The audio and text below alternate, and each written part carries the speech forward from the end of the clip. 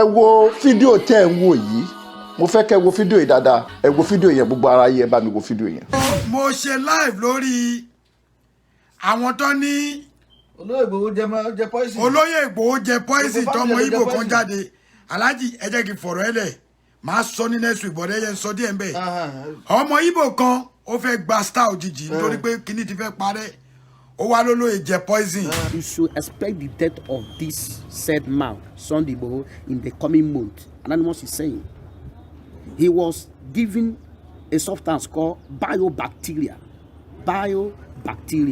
through the food given to him. This bacteria given to him is called bacillus. èmi pé olóyè Sunday Igboho mo dẹ̀ ti ṣe kíní yẹn mo send ẹ̀ sórí mo ṣe ní YouTube mo dẹ̀ jù sórí page mi lórí Facebook olóyè Sunday Igboho ní sọ fún yín ìjẹ poison o. pé bàbá Olútuẹ̀ ló jẹ poison ó fẹ́ jẹ star ni o àti gbogbo family ẹ. ìyàwó ẹ̀ ló ń dáná oúnjẹ fún bẹ́ẹ̀ni láàárọ̀ lọ́sàn bẹ́ẹ̀ni lálẹ́ bẹ́ẹ̀ni. kódà tó lóye bá fẹ́ jẹ chingom ìyàwó ẹ̀ máa rún lẹ́nu ó máa fún tó bá rárá golis water á ṣe lójú ẹ̀ á mú torí wọn ò fẹ́ irú ọ̀rọ̀ ìyàwó náà ti mọ̀ Ìgbòho òdẹ ní gbóúnjẹ jẹ lọ́wọ́ ẹnì kọ̀ọ̀kan kódà ìyàwó ẹ̀ ló máa ń lọ rajà àwa kan ti sọ pé tó bá rajà lọ́wọ́ yẹlẹ ní mara ń bẹ lọ́la kan má lọ dúró díẹ̀ lọ́ra ń bomi Alhaji kò sí nǹkan táwọn èèyàn ò lè ṣe kò sí nǹkan tó lè ṣe ọlọ́mà mú wa o ẹni tó ń ṣọ́yàn ẹ̀yìn ò rí ẹni tó bá ń ṣọ́ ò lè mọ̀ tó bá ti rí pé ọ̀dọ̀ Alhaji ló ti ń rẹran wọ́n á ti lọ dẹ pàkúté ẹlẹ́ran tó pé gbogbo ọgbẹ́ ẹnu ẹ̀ tó gbé gbọ́n bóyá ló tó 20,000 wọ́n lè fún ní $1 million tó fún $2 million naira ló bá tán. ẹjọ́ tó lọ ṣé kò ní ṣe nǹkan tó ní kó ṣe wọ́n á dẹ̀ láwọn òpààyàn yẹn ò bọ̀ tó bá ti dé ẹran yìí ní kẹta fún bẹ́ẹ̀ni. ráìsì ní kẹ gbé fún wọn ti fi kẹ́míkà míì sẹ̀ àwa gan já ajájú yín lọ oògùn kan kò ní ìtó máa ran ọmọdé yẹn mọ́ o láyé ẹni tó bá lérò pé oògùn kan lè ran ọmọdé yẹn mọ́ ó tán rẹ̀ jẹ́ ní o gbogbo eléyìí táwa ń ṣe yìí àwa ń ṣe nítorí pé Ìgbòho òòṣà gangan ní títí wa bẹ́ẹ̀ni gọkàn dẹ ní ṣe lágbára lọ. ó gangan dẹ̀ la dúró lé lórí Adéọlá Johnson thank you Ìgbòho òòṣà gangan ní tiwa ànábì tàwa nìyẹn. ànábì Yorùbá land ànábì tàwa bẹ́ẹ̀ni nìyẹn. ànábì wa ni èmi fúnra mi àwọn ní èmi sàbẹ̀. bá sọ̀rọ̀ àwa sàbẹ̀rẹ̀ lóòótọ́ bọ́ èmi bá sọ̀rọ̀ àwa ni sàbẹ̀ olóyè mo dẹ̀ máa sọ ó dà pé Alhaji máa tún jẹ́ n go further a little bit ẹ go further o lórí ìyẹn kankan ní kókó. ṣé ẹ fẹ́ gbọ́ ṣé ẹ fẹ́ gbọ́ tẹ́ ẹ bá fẹ́ gbọ́ ẹ sọ fún mi olóyè máa jáde láìpẹ́ pẹ̀lú ayọ̀ àtàláfíà ojú máa tàwọn ọ̀dàlẹ̀. ní tó ń ṣẹlẹ̀ gangan àwa mọ̀ o àmọ́ gẹ́gẹ́ bí ọ̀rọ̀ tó lóye sọ ọlọ́run máa rẹ̀ sí wọn. ó ní ká fi talon sílẹ̀ n ló sọ fún mi ìjọ torí mi ti rẹ́dì mo pé mo ní Ìgbòho èmi máa bú president yìí o èmi máa gbé yẹn ṣe pé àwọn ọmọ ìlú ẹ̀ ti fún mi rìkọ́dì kan tó yẹ pé ó bades gbogbo báyẹn gbé òun náà kó òun lùgbà tó ní problem tó jù sínú mọ́tò káàpọ̀ sẹ́ni búùtù. gbogbo ẹ̀ ni mo ní àwọn oríṣiríṣi lọ́wọ́ bọ̀ olóyè ní ká filẹ̀ ṣe fẹ́ gbọ́ ntọ́lóyè bá ní ká ṣe la máa ṣe o àwa ti kó nínú ẹ tó ń wérò láti ṣe ṣóò a ti kó nínú àwọn tó ń wọ owó tó fi ń ṣe ṣóò sẹ́ni gbogbo àwọn tó ń búyàn yẹn tó bá rérò ló ń búyàn. wọn lè rówó tó bá rérò wọn lè gbowó àwọn ò gba kọ́bọ̀ báwa ṣe wà táwọn èèyàn bá máa dáṣì wọn máa fún akọ lọ́fẹ̀ẹ́ ni àwọn ò fàkáǹtì lẹ̀ rí bí ṣe máa sọ I'm the president of Yorùbá nation president of Oòduà in diaspora vice wa rèé kò sí rọ́ńbẹ́ ní gbogbo Amẹ́ríkà yìí àwa mú dání tó kú òní wọ́n ní gbé dẹ̀ ń ṣe anybody lè ṣe olórí anywhere bọ̀ àwa gẹ́gẹ́ bí ẹnìkan àwa làwa mú ta Amẹ́ríkà ìdánita dẹ̀ mú dání gangan wípé bóyá máa rí nìyẹn olóyè Adéyẹmọ Sunday Igboho kò jẹ poison o ọmọ Ìgbò olórí burúkú yẹn ìyálàyẹ ẹ ló máa jẹ poison wọ́n ti fún lówó. tó bá gbowó fẹ́lẹ́ dẹ ó fẹ́ jáde ni owó tó máa fi wá ẹ̀sán. mo dẹ̀ ní picture ẹ mo ní picture ẹ gbà kan mi jẹ́ ní láti show picture ẹ èmi tẹ̀ bínú dìlí jẹ́. gbogbo ẹni tó bá ní nítorí pé ó fẹ́ jáde òun náà fẹ́ star ó bá ń dárúkọ ògùn olórí burúkú kan bí ìgbógun yẹn níjọ mo ti dé láyé ó ní kinní kan náà mix tó yẹ pé bọ́lọ́ ní bí wọ́n ṣe máa ń dá wa lálẹ́ yẹn ṣé àwọn ò mọ̀ pé ìyàwó ẹ̀ ló fún lóúnjẹ ni àwọn tó ń jákọ̀ mọ̀. ìyàwó brọ́dà mi wà lé kódà ìkejì gan ti dé àwa kọ̀ǹfàmù là sọ fún yín. wọn ò dẹ̀ bára wọn jà wọ́n rẹ́. wọ́n ń dáná fún ìyá olóyè Sunday Igboho. wọ́n dúró dọkọ̀ wọ gbẹ́dígbẹ́dí. ó dẹ̀ ń jẹun wọ́n fún wọn ní ó ti sọ nǹkan tó tọrọ nìyẹn pé mo dẹ̀ láìkì ìlú yẹn wọ́n fún ọkùn ní opportunity gbogbo tó wá fẹ́ jẹ ni kódà bó fẹ́ lá súwìtì ìyàwó èèyàn máa fi sẹ́nu èèyàn pupa bí ìyàwó mi báyìí ní ó tẹ̀ pupa jàlájà lọ ó máa la àlá tó bí ìṣẹ́jú kan amúfọ́kọ ẹ̀ lójú wọn bẹ̀. lójú wọn bẹ̀ tọkọ ẹ̀ bá lóun fẹ́ jẹ ṣingọ́ọ̀mù ló máa kọ́kọ́ rún ṣingọ́ọ̀mù yẹn àwa náà gbọ́n o àmọ́ èèyàn ọmọ Yorùbá ju gbogbo ẹ̀ lọ àdúrà kan fọ olóyè lẹ̀ nínú ọdún yìí ni o kò gbọdọ̀ jọdún yìí lọ o. agbára lọ níwọ̀n bá tó kù kó parí.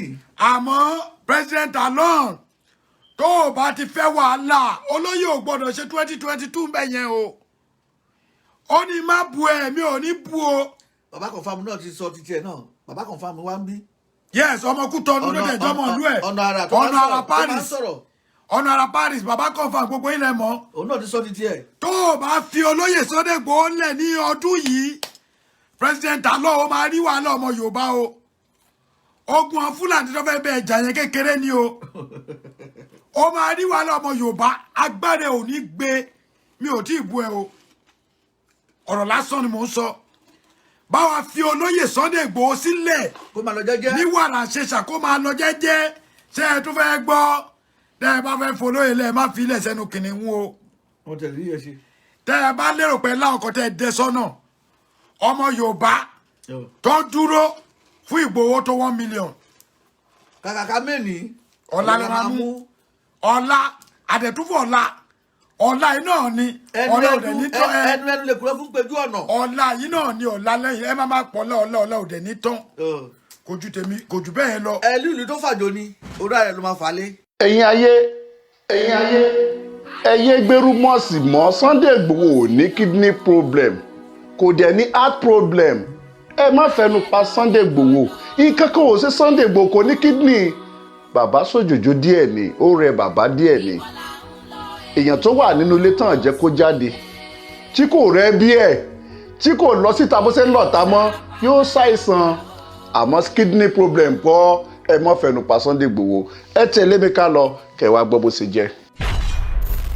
ọ̀rọ̀ nípa awuyewuye tó ṣẹlẹ̀ nípa Sunday Igboho àwọn ọ̀pọ̀lọpọ̀ ń gbé fídíò káàkiri wọ́n ní Sunday Igboho ó ní kidney problem ó ṣe kíni ẹ má tọrọ àìsàn fún ẹni ẹlẹ́ni ẹ má tọrọ àìsàn kidney fún ẹ má dẹ̀ tọrọ àìsàn jẹ̀dọ̀jẹ̀dọ̀ àbí ẹ̀dọ̀ ẹ má fẹnu pé ẹ mọ ìlú tí a wà ìlú Nàìjíríà ìlú aláṣẹ ni ìlú tó já sí pé tán bá ti sọ̀rọ̀ tán bá ní báyìí ni ọ̀pọ̀lọpọ̀ gbà ó máa ń rí bẹ́ẹ̀ ẹ má jẹ́ ká fẹnu wa tọrọ àìsàn burúkú fún Igboho lóòótọ́ ara Sunday Igboho ó ṣe òjòjò díẹ̀ ó rẹ̀ díẹ̀ ni ṣùgbọ́n wọ́n dẹ̀ ti mójútó Sunday Igboho àwọn dókítà ọbẹ̀ wọ́n ti mójútó láìpẹ́ láìjìn pẹ̀lú ògo Ọlọ́run ọba pẹ̀lú títóbi Ọlọ́run ọba àti ìfẹ́ tí Sunday Igboho ní sí ìlú ilẹ̀ Yorùbá àti tó ní sí gbogbo àwọn ọmọ Nàìjíríà Sunday Igboho wọ́n á tú sílẹ̀ ní rọ̀rùn yóò sì wálé ní pẹ̀lẹ́pẹ̀lẹ́ ní gbá wọn sunkún Sunday Igboho náà ó dẹ̀ ní sunkún àwa náà. ọ̀rọ̀ mi ń lọ sí ọ̀dọ̀ olórí wa nílùú Benin President Alon mo fẹ́ kí President Alon gbogbo ẹ̀ tí ẹ bá rí fídíò yìí gbà kẹ́ bá mi send ẹ̀ sí President Alon mo fẹ́ kí President Alon náà mọ̀ pé irú iṣẹ́ tí Sunday Igboho ṣe fún ilẹ̀ Yorùbá òun náà ni President Alon ti ṣe rí tá a bá gbàgbé ní 2014 President Alon wà ní France 14-15 gbogbo gbà yẹn President Alon náà wà ní France tó wá seek asylum torí pé ó sá fún ẹ̀mí ara ẹ̀ ni kódà nígbà tó yá gan lásìkò gbà náà president ti ń bẹ ní Benin nígbà náà ó gbìyànjú gbogbo agbára ẹ̀ ló fi gbìyànjú pátápátá ló ní kán fi gbé President Alon wálé ó ní kán deport President Alon wá ṣùgbọ́n gbogbo àwọn ọmọ Benin àtàwọn Benin tí ń bẹ ní Benin ọ̀pọ̀lọpọ̀ wọn gbogbo wọn ló yarí kódà ní àsìkò gbà náà president tí ń bẹ nílẹ̀ France ó yarí kò gbà kán gbé President Alon padà sí Benin President Talon ó seek asylum, wọ́n dẹ̀ guide ẹ̀ pẹ̀lú gbogbo nǹkan tó fẹ́ pátápátá. Ó seek asylum, from asylum to be president. Ibẹ̀ ni President Talon ti padà sílé tó fi wá du president tí Talon fi di president lónìí, tó fi di president gbogbo wa ń pariwo lọ́tùn lósì lónìí. Irú nǹkan tó ṣẹlẹ̀ sí Sunday Igboho nígbà náà lọ́hùn, òun náà ló ṣẹlẹ̀ sí Talon, òun ló ṣẹlẹ̀ sí President Talon. Torí pé President Talon náà ń jàjàgbara ni pé òun ò fẹ́ bí wọ́n ṣe ń ṣe fún ìlú àwọn, bó ṣe ń tọ́jú ìlú àwọn, ìyẹn nígbà tí president yẹn wà ń bẹ̀. Òun ló ń jà fún ìlú náà ni, ó ń jà fáwọn mẹ̀kúnnù, ó sì ń jà fáwọn ìran tiẹ̀ náà ni. Kó tó di pé àwọn ìjọba, àwọn politician bẹ̀ wọ́n ní kán lọ gbé. Ó sàsálà ẹ̀mí ayé ẹ̀, ó sá lọ, ó wá sílùú France. Àsẹ̀yìnwá àsẹ̀yìnbọ̀ ó padà díre fún. So irú ẹ̀ náà ni President Talon, ẹ má gbàgbé àná o, ẹ má gbàgbé pé irú tó ṣẹlẹ̀ sí yín náà ló ṣẹlẹ̀ sí Sunday Igboho lónìí. Ẹ má sùn gbàgbé rárá President Talon. Gbogbo ẹ̀yin olórí nílẹ̀ Benin, ẹ̀yin náà ẹ má sùn gbàgbé. Àtẹ̀yin adájọ́, gbogbo ẹ̀dá tó bá sàsálà fún ẹ̀mí ara rẹ̀ nítorí pé ó jàjàǹgbara. Kò sí tó burú jù kí èèyàn jàjàǹgbara, kò sí tó burú jù kí èèyàn rí nǹkan ká máa fìyà jẹ ìran rẹ̀, kó dìde láti fẹ́ jà fún ìran ẹ̀, pé òun fẹ́ jà fún ìran òun ni, torí pé ẹ̀ ń kó àwọn òun ní ẹrú, ẹ̀dẹ̀ ń fìyà jẹ ìran òun. Kò sí tó burú ńbẹ̀ láti jáde láti jà fún. Gbogbo àwọn tá à ń sọ̀sọ́kùsọ, àwọn kan sọ̀rọ̀ pé Sunday Igboho ó ṣe báyìí, Sunday Igboho kò ṣe báyìí, Sunday Igboho àtàwọn tó ṣàbòsí fún Sunday Igboho àtàwọn tó gbàbọ̀dè fún Sunday Igboho, òun fojú ibi tó rí, ẹ̀yin ò rí. Ó mọ̀ pé wọ́n ń fìyà jẹ ìran Yorùbá, òun ló mú tó fi dìde. Ó sàsálà fẹ́mi ẹ̀, ó gbalẹ̀ Benin. Ó dé Benin tán, wọ́n mú nítorí pé àwọn ìjọba ti fi orúkọ rẹ̀ kalẹ̀ sí gbogbo bọ́dà as a wanted man. Ó sàsálà ni. Sunday Igboho kò rúfin.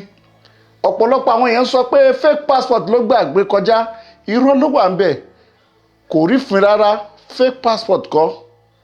Ẹ̀yin Nàìjíríà ní kẹ́ bèrè lọ́wọ́ ara yín bí Sunday Igboho ṣe jáde. Àmọ́ Sunday Igboho ò fi fake passport kọjá, kò dẹ̀ rúfin Benin rárá. Ṣùgbọ́n títorí pé ó ti rúfin, wọ́n ti declare wanted pé ó ń dàjọba rú, ó fẹ́ dàjọba rú, òun ló fa gbogbo tó ṣẹlẹ̀ yìí. Àmọ́ lónìí à ń gbọ́ pé wọ́n ní Sunday Igboho ó wà nínú ẹsẹ̀ kan ayé ẹsẹ̀ kan ọ̀run. Ẹ má sọ bẹ́ẹ̀ mọ́. Sunday Igboho ò sí nínú ẹsẹ̀ kan ayé, kò sí nínú ẹsẹ̀ kan ọ̀run. Àdúrà ní kẹ́ gbà kí ọ̀rọ̀ Sunday Igboho kó yanjú, kán fi Sunday Igboho sílẹ̀ kó máa bọ̀ wá. Bó bá jásí pé Nàìjíríà ló ń bọ̀ wá, kó máa bọ̀ wá sí Nàìjíríà. Tó bá jásí pé ọ̀rọ̀ rẹ̀ gba pé kó máa lọ Germany náà ni, kó máa lọ Germany, kó lọ jòkó táwọn ẹbí rẹ̀. Gbogbo àwọn tá à ń pariwo pé ó ní kidney problem, ó ní àìsàn problem, wọ́n ti gbé lọ, wọ́n ti rù ú lọ. Ẹ má jẹ́ ká gbérú mọ́ yẹn káàkiri. Sunday Igboho ò ní kidney problem láíláí, kò dẹ̀ ní problem ọkàn láíláí. Àlàáfíà ni ó wà. Àìsàn ráńpẹ́ ló ṣe Sunday Igboho. Ẹ má fẹnu pé àìsàn fún Sunday Igboho mọ́. President Talon àti ẹ̀yin olórí tó ń bẹ nílẹ̀ Benin, ẹ̀yin náà mọ̀ pé ìjàǹgbara kí yẹn jàjà fún ìlú ẹ̀, kò síbi tí wọ́n ti jàjàǹgbara ní gbogbo àgbáńlá ayé. Kódà nílùú France yìí, àwọn kan wà, gbogbo ilẹ̀ mọ̀ pé ìlú Monaco wọ́n fẹ́ ya kúrò lára France. Àwọn ìlú kéékèèké kan náà wà nílùú France tó fẹ́ ya kúrò ní France. Wọ́n dẹ̀ ń jàjàǹgbara, wọ́n dẹ̀ ń jàjà lójoojúmọ́ pé àwọn sáà fẹ́ kúrò. Kò sáburú bẹ́ẹ̀, wọn ọ̀dẹ̀ mẹ́nìkankan tì wọ́n lé. Bẹ́ẹ̀ náà dẹ̀ rí tẹ́ bá délùú Spain náà. Ẹ má gbàgbé pé àwọn Catalina wọ́n fẹ́ kúrò lára Spanish, wọ́n fẹ́ dá dúró títí wọn. Ẹ má gbàgbé, wọ́n pọ̀ bẹ́ẹ̀, kò sáriwo, kò sì síjà. A mọ̀ pé nǹkan tó gba sùúrù ni. Ṣùgbọ́n President Talon la bẹ̀, a fi pẹ̀lẹ́pẹ̀lẹ́ a fi bẹ̀ President Talon. Lánàá tá a mọ Benin, wọn kì í ṣe ìlú alábòsí. Oríta tún wá mọ Benin, ìlú tó mọ ìdájọ́ tán mọ òfin ni wọn. Ẹ ṣe òfin, ẹ dá Sunday Igboho sílẹ̀, kí Sunday Igboho kó máa lọ bá àwọn fámìlì ẹ̀. Tíjà ò bá tí ì parí, ìjà tí ò bá tí ì parí, kò sẹ́dá kan tó lè parí ẹ̀. Kí Sunday Igboho kó lọ fi pẹ̀lẹ́pẹ̀lẹ́ lọ sinmi ní ọ̀dọ̀ àwọn fámìlì rẹ̀ nílùú Germany. President Talon, ẹ má gbọ́ tàwọn Nàìjíríà, ẹ má gbàgbé pé àwọn ìlú France náà wọ́n dúró tì yín nígbà tẹ́yìn náà ní ṣòro ni. Wọ́n dúró tì yín, wọ́n dẹ̀ rí pé president ibẹ̀ ó kúrò, ẹ gbádùn tó wọ́n rí pé ẹ kúrò wọ́n rìlíìsì wọ́n béèrè lọ́wọ́ yín pé ṣé ẹ ṣetán láti padà sílùú yín ẹ dẹ̀ lé ẹ ṣetán ẹ dẹ̀ padà ẹ dẹ̀ join politics ẹ dẹ̀ wọlé president irú ẹ̀ náà lọ́lọ́run wá ló ṣẹlẹ̀ sí Sunday Igboho lónìí ìkọ̀kọ̀ ò gbọ́dọ̀ sí Sunday Igboho gbogbo ẹ̀yin adájọ́ ẹ̀yin lọ́ọ̀yà tẹ́ wà lérí ọ̀rọ̀ Sunday Igboho ẹ rí pé òdodo ọ̀rọ̀ ni ẹ ń ṣe ẹ má jẹ́ káwọn kan gbówó wá fún yín pé kẹ́ fi àjẹ Sunday Igboho ẹ má jẹ́ káwọn kan gbówó wá fún yín pé kẹ́ fún Sunday Igboho ní nǹkan jẹ torí pé mo mọ ìlú tèmi ti wá lẹ́nu kan ṣá President Talon abẹ̀yìn arọ̀yìn àti gbogbo àyìn adájọ́ ilẹ̀ Benin ẹ má sọra yín di àwọn adájọ́ Nàìjíríà o problem ta ní Nàìjíríà àwọn judiciary Nàìjíríà àwọn ló pa Nàìjíríà débi tán dé lónìí ẹ̀yin ò ṣe Nàìjíríà òdodo ọ̀rọ̀ ní kẹ́sí ẹ sì tẹ̀lé tọlọ́run ẹ dá Sunday Igboho sílẹ̀ Sunday Igboho ń sẹ̀yìn kò sí kankan ire o ó dìgbà ni.